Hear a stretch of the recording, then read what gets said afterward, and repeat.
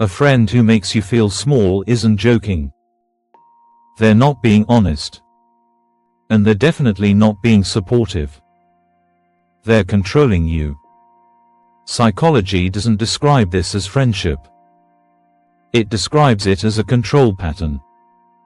And the most dangerous part is that it rarely looks obvious. These people don't insult you directly. They do something more subtle. They make comments that sound like jokes. They question your confidence, for your own good. They show up only when they need something. Then they disappear. And when they come back, they act distant, cold, or unpredictable. That emotional confusion isn't accidental. It's part of the pattern.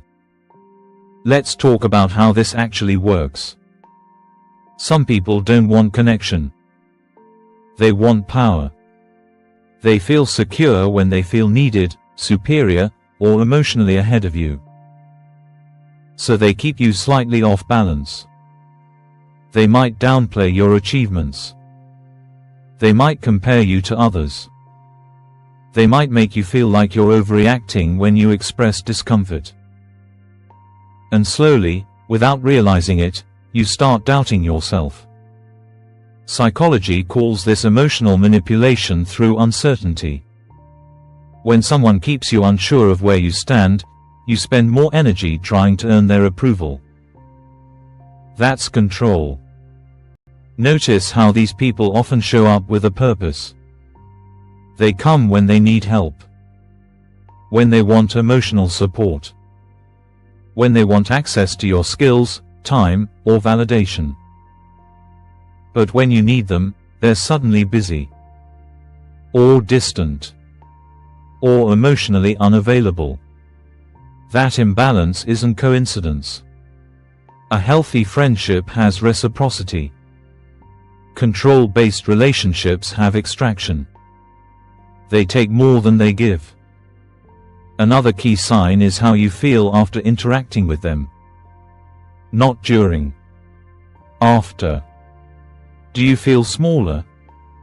Less confident? More anxious? More unsure of your decisions? That emotional drop is important.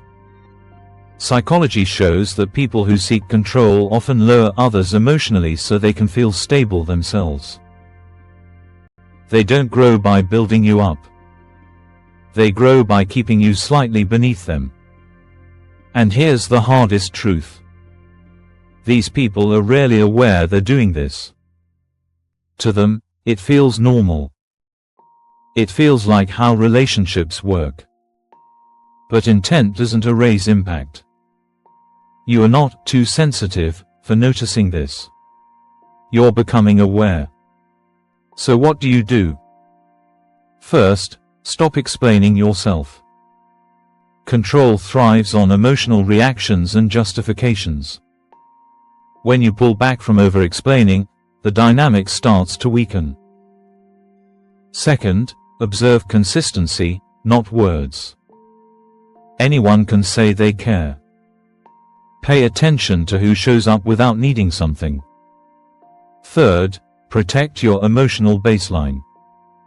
If someone repeatedly leaves you feeling doubtful, drained, or small, that relationship is costing you more than it's giving.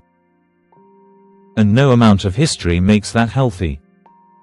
Real friends don't compete with your confidence. They don't keep you confused. They don't grow by shrinking you. Healthy connections feel steady, respectful, safe. Not perfect, but secure. If this video felt personal, that's not weakness. That's awareness. And awareness is the beginning of emotional freedom. Tell me in the comments, have you ever experienced a friendship like this? And if you want to understand why some people seek control instead of connection, watch the next video.